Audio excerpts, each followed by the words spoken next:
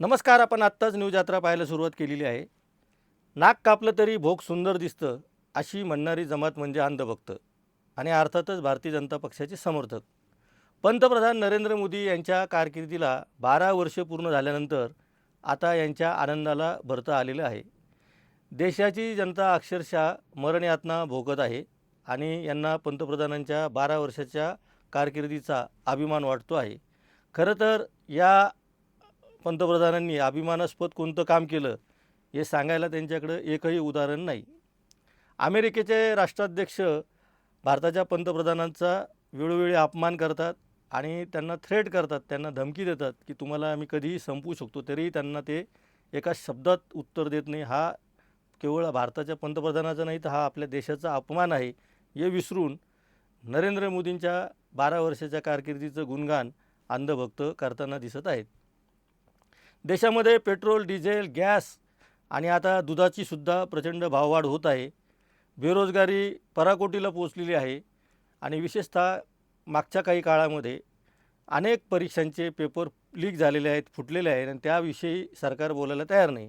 आपण आधीच्या व्हिडिओमध्ये सुद्धा सांगितलं होतं की आत्तापर्यंत सरकारच्या विरोधात म्हणण्यापेक्षा सरकारकडे मागणी करण्यासाठी जी आंदोलनं झाली ती सगळी आंदोलनं या सरकारने चिरडून टाकलेली आहेत आणि लोकांचा कोणतंच म्हणणं न ऐकता हे सरकार आपली मनमानी करत आहेत आणि त्यामध्ये पंतप्रधान नरेंद्र मोदी यांची एक प्रतिमा तयार करण्याचा प्रयत्न केला जात आहे. आज देशाचे पहिले पंतप्रधान पंडित जवाहरलाल नेहरू यांच्यासोबतचा त्यांचा एक विक्रम पहिल्या पानावर वर्तमानपत्रामध्ये झळकलेला आहे. खरं तर नेहरूंची हे कोणत्या अर्थाने बरोबरी करतात याच्यावर स्वतंत्र डिबेट खूप होत आहेत आणि तो आपला आजचा विषय नाही. पण नरेंद्र मोदी यांनी ज्या काही गोष्टी सांगितल्या होत्या त्यातली एकही गोष्टी केली नाही. त्याच्यामुळेच आपण असं म्हटलेलं आहे की नाक कापलं तरी भोग सुंदर दिसतं असं म्हणणारी ही जमात आहे. आजचे दिन आने वाले है ही त्यांची सगळ्यात पॉप्युलर अशी घोषणा होती. त्या घोषणेचं काय झालं हे आज सर्वसामान्य लोकांना विचारायची गरजच उरलेली नाही. 2014मध्ये नरेंद्र मोदींच्या बाबतीमध्ये जी त्यांची तथाकथित लोकप्रियता होती ती आज 2026मध्ये कुठे येऊन पोहोचलेली आहे. हे जर बघायचं असेल तर फेसबुक आणि यूट्यूबच्या अनेक लिंक तुम्हाला दाखवता येतील की जिथं एकेकाळी नरेंद्र मोदींना पाठिंबा देणारे लोक आता आपल्याला पश्चाताप झालेला आहे असं उघडपणे सांगायला सुरुवात करत आहेत. आणि विशेषतः नरेंद्र मोदींच्या विषयी वेगवेगळ्या ज्या मीम्स येत आहेत त्या सत्याला धरून आहे. अत्यंत खोट्यापणाने विरोधकांच्या विषयी मीम्स तयार करून यांनी एक वातावरण तयार केलं आणि नरेंद्र मोदी हे कसे ना खाऊंगा ना खाणे दूंगा असा रखवालदार असणार आहे, भ्रष्टाचाराच्या विरुद्धचा व्यक्ती असणार आहे असं सांगितलं होतं. ती घोषणा अत्यंत फोल ठरलेली आहे. देशामध्ये प्रचंड मोठ्या प्रमाणावर घोटाळे होत आहेत. आत्ता नुकताच एक 15 लाख कोटी रुपयांचा घोटाळा पुन्हा एकदा उजेडात आलेला आहे. आपण आता 3 मुद्द्यांवर बोलून या विषयाचा समारोप करूयात. एक तर पहिली गोष्ट, सगळ्या ज्या घोषणा 2014ला दिल्या होत्या त्याच्यामधले आजचे दिन आने वाले आहे इथपासून तर 2 कोटी लोकांना नोकऱ्या देऊ, मेक इन इंडिया ची आपण स्थापना करून भारतातलेच रोजगार आपण मजबूत करू. या 3 महत्त्वाच्या घोषणा नरेंद्र मोदींच्या कुठं हरवल्या हे आता अंधभक्तांनी शोधून आणायची गरज आहे. दुसरा मुद्दा आहे, आपण अमेरिकेचा उल्लेख केला पण आपलं शेजारचं जे राष्ट्र आहे पाकिस्तानवर मोठ्या मर्दमुकीने सर्जिकल स्ट्राईक केला असं सांगितलं. त्याच्यावर एक सिनेमासुद्धा काढला.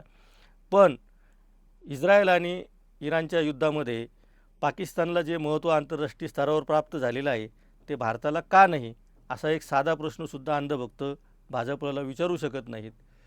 तिसरा महत्त्वाचा मुद्दा आहे देशाची अर्थव्यवस्था आणि त्यामध्ये रुपयाचं जे अवमूल्यन झालेलं आहे. नरेंद्र मोदी सत्तेवर यायच्या आधी ज्या पद्धतीने सांगत होते की रुपया ऐसा गिरता नहीं, ये मैं करीब से देख रहा हूँ, त्यांची भाषणं आठवा तुम्ही. ऐसे नहीं होता मित्रों, मैं शासन में बैठा हूं, मुझे मालूम है इस प्रकार से रुपया इतनी तेजी से गिर नहीं सकता. अरे ये नेपाल का रुपया नहीं गिरता है, बांग्लादेश की करेंसी नहीं गिरती है, पाकिस्तान की करेंसी नहीं गिरती, श्रीलंका की करेंसी नहीं गिरती. क्या कारण है हिंदुस्तान का रुपया पतला होता जा रहा है? ये जवाब देना पड़ेगा आपको. देश आपसे जवाब मांग रहा है.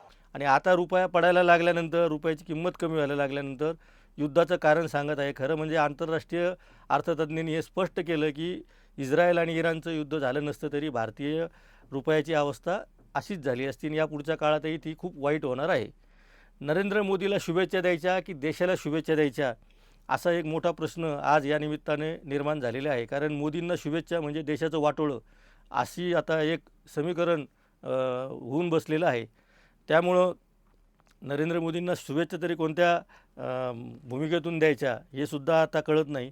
त्यामुळं अर्थात ते देशाचे प्रमुख असल्यामुळं देशाला या संकटातून बाहेर काढण्यासाठी त्यांना यश यावं असं आपण म्हणू शकतो. पण त्यांच्या हातून जर देशाचं वाटोळं होत असेल तर नरेंद्र मोदींपासून भारताची मुक्ती याच खऱ्या शुभेच्छा असणार आहेत.